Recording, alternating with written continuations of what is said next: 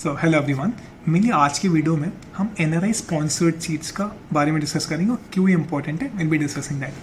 First is NRI sponsored seats होती क्या है। हर एनएलयू में, not every NLU but tier 1 में अगर देखें, एक्सेप्ट एनएलएस एंड नालसा, इन कॉलेजेस में NLU Jodhpur, NLU Bhopal, GNLU, NHS Kolkata, इन कॉलेज में 70 से 72 सीट्स ओवरऑल, किसी 15 होंगे किसी 20 होंगे, ओवरऑल 70-72 सीट्स एनआरआई स्पॉन्सर्ड्स के लिए रिजर्व होती हैं। पहला। सेकंड, एनआरआई स्पॉन्सर्ड होते कौन है? हमें कुछ नहीं होना है। एनआरआई स्पॉन्सर्ड का मतलब हमें कौन स्पॉन्सर कर रहा है, कि हमें कोई फॉरेन से एनआरआई स्पॉन्सर कर रहा है, वो एक चीज़ होती है, तो वो एनआरआई स्पॉन्सर्ड कहलाते हैं। थर्ड इज, सर फ़र्क क्या होता है?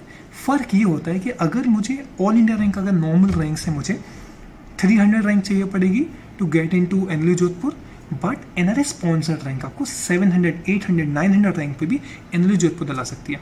Same goes with NLU Bhopal, same goes with GNLU also. NLU Bhopal की लास्ट से 2100 तक गई थी और हर साल डिफर करता है कितने बच्चे उसमें अप्लाई कर रहे हैं ये, but I can tell you कि 900,000 रैंक तक मिल सकता है।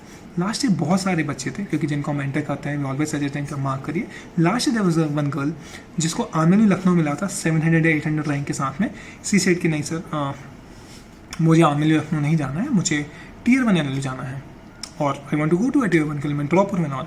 तो देन सी सेट कि मेरे पास जनरल का ऑप्शन भी है, मेरे पास मॉसिस पुणे का ऑप्शन है। I had a conversation with her, I suggest कि आप एनएलयू जोधपुर जा सकते हैं।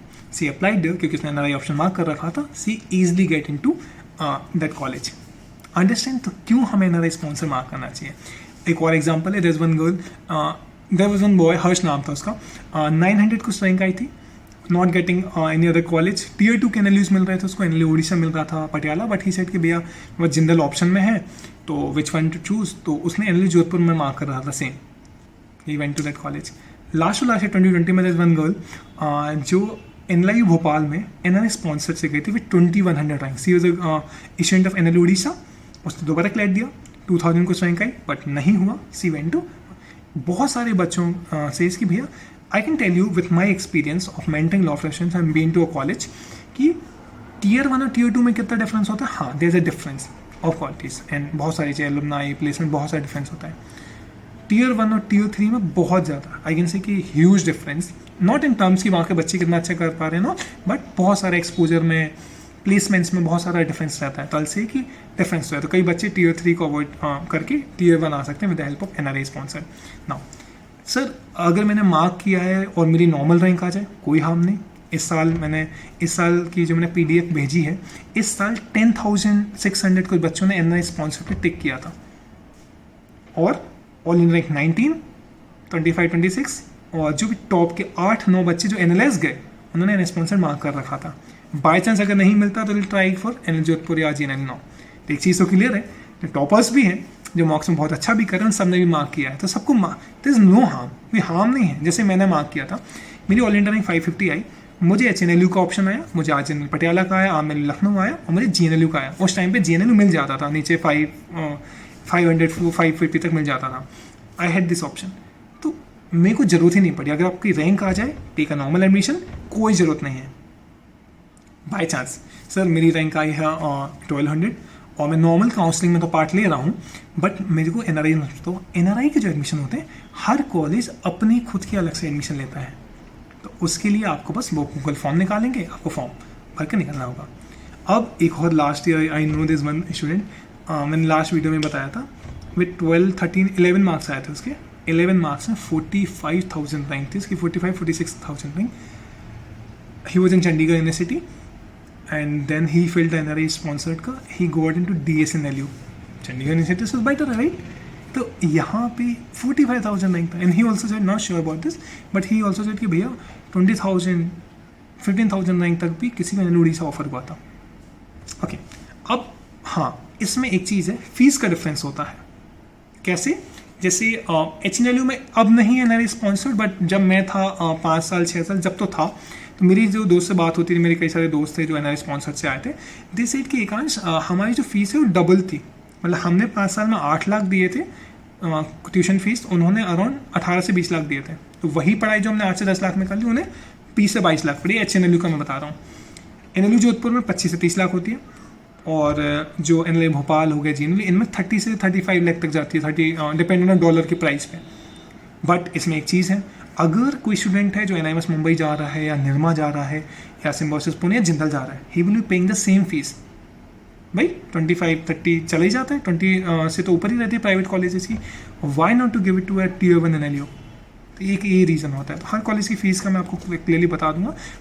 अब लास्ट इसमें क्या क्या डॉक्यूमेंट्स लगते हैं, मेरा जो कन्वर्सेशन बच्चों से, ऑल्सो नीचे जो भी एनआरआई स्पॉन्सर जो उन्होंने मार्क किया है, जो मार्क करने का प्लान कर रहे हैं, अभी भी डेट है, आप मार्क कर सकते हैं और फॉर्म के बाद भी एडिट कर सकते हैं एनआरआई स्पॉन्सर। ऑल्सो जब आप फॉर्म में जाएँ, वहाँ पे 2 ऑप्शन, 2 कॉलम है। एक है एनआरआई रिजर्वेशन का, उसमें हमें कुछ भी नहीं करना है, क्योंकि हम वो उनके लिए जो खुद फॉरेन से आ रहे हैं। अफगानिस्तान के बहुत सारे बच्चे मुझे एनएलएसआई में मिले थे, बहुत सारे बच्चे फॉरेन से आते हैं, श्रीलंका के बच्चे भी पढ़ते हैं, नॉन वो एनआरआई होते हैं। तो एनआरआई में पीआईओ, ओआईसी कुछ भी मत करना, उसमें उसको ब्लैंक छोड़ देना। उसके नीचे एक कॉलम है, are you NRI sponsored category student, वहाँ पे यस कर देना। That's it. अभी इसके अलावा कुछ नहीं करना है। एग्जाम के बाद जब हम बात करेंगे, अगर हमें रैंक नीचे आई, विल थिंक अबाउट इट, ऐसा तो it's a Ram bar, last में यूज़ करेंगे अगर नहीं हुआ तो। यार क्लियर है? But it's a zero harm. कोई और डाउट हो तो नीचे मैंने टेलीग्राम ग्रुप की लिंक दी है, जो एनआरआई स्पॉन्सर, तो वहाँ पे जो बच्चे लास्ट जिन्होंने एनआरआई स्पॉन्सर से एडमिशन लिया था, वो सारे बच्चे वहाँ पे अवेलेबल हैं। आप उनसे पूछ सकते हैं टैग करके, वो मेंटर्स है, मैं वहाँ पे हूँ, I will be guiding you. और कुछ क्वेरी होगी तो आप उस पर्टिकुलर ग्रुप में। तो हमने सीएमपी ट्राई की, जिसे एक और है जीएनएलयू का, आपने नेशनल या स्टेट लेवल पे इसकी पूरी डिटेल आपको Gargi as a mentor from GNLU जिसका, तो अगर आपने नेशनल स्टेट लेवल कोई अच्छा कोई गेम खेला है, कुछ जीता हुआ है ना, उसके बेसिस पे आपको जीएनएलयू में रिजर्वेशन है स्पोर्ट्स कैटेगरी की सीट से, वहाँ पे उसकी सारी डिटेल आपको नीचे मैंने ग्रुप दिया है जीएनएलयू के लिए, स्पोर्ट्स वाला रिजर्वेशन वाला, वहाँ आप देख सकते हैं। वहाँ पे आप देखिए, तो हमने भी ट्राई, अब एक कॉमन ग्रुप में सब क्वेरी आएंगी तो मेरे लिए भी डिफिकल्ट होगा, मेंटर्स के लिए भी डिफिकल्ट होगा, we try to separate group. ऐसे ही हमने हर एग्जाम के ग्रुप बना रखे। एक और मैंने एक ग्रुप बनाया है आईपीयू को लेके, आईपीयू इन प्रेसिडेंसिटी जो दिल्ली में है, उसके अंदर बहुत सारे कॉलेज आते हैं, बट 2 कॉलेज जो बहुत ही अच्छे हैं, one is USLS and second is VIPS. इन कॉलेज के लिए हर फ्रेशर को, हर ड्रॉपर को आईपीयू का फॉर्म जरूर भर देना चाहिए। 800 या 1200 का फॉर्म आता है। It's a no harm form, क्योंकि क्लैट एक तो एग्जाम नहीं देना, कुछ क्लैट के बेसिस पे होता है। तो बहुत सारे बच्चे लास्ट ईयर 2200 रैंक में उन्हें सोनीपत मिल रहा था, जिसे भी बहुत नया कॉलेज है, मैं दिल्ली में रहूँगा, तो उन्होंने यूएसएलएस ले लिया। तो अगर कट ऑफ देखें तो यूएसएलएस लास्ट ईयर 1800 से 1900 2000 रैंक तक मिल गया था, ऑल इंडिया रैंक वो, और 2 साल में थोड़ा सा 22-24 तक मिल सकता है।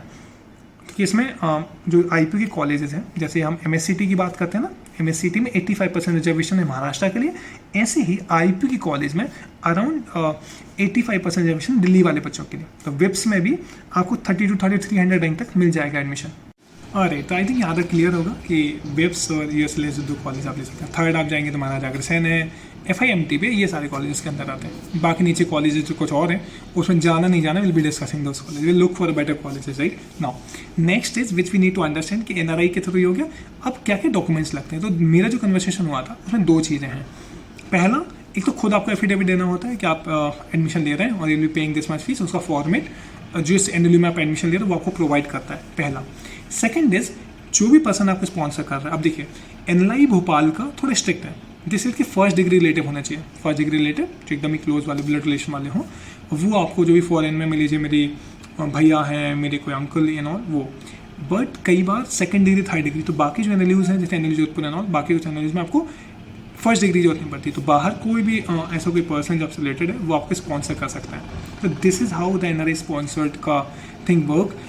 तो this is all for this particular video. I try to answer कि एनआरआई स्पॉन्सर कैसे यूज़ करना है, और कुछ आपको डाउट रिलेटेड, क्योंकि बहुत सारी चीज़ें होती हैं हमें नहीं पता होती हैं। जैसे एनआरआई स्पॉन्सर तो बहुत सारे बच्चों को पता नहीं हो। लास्ट टाइम में बहुत सारे बच्चों को कह के 10,000 प्लस बच्चों में भरा ना, 7-8,000 तो हमने भरवाए थे।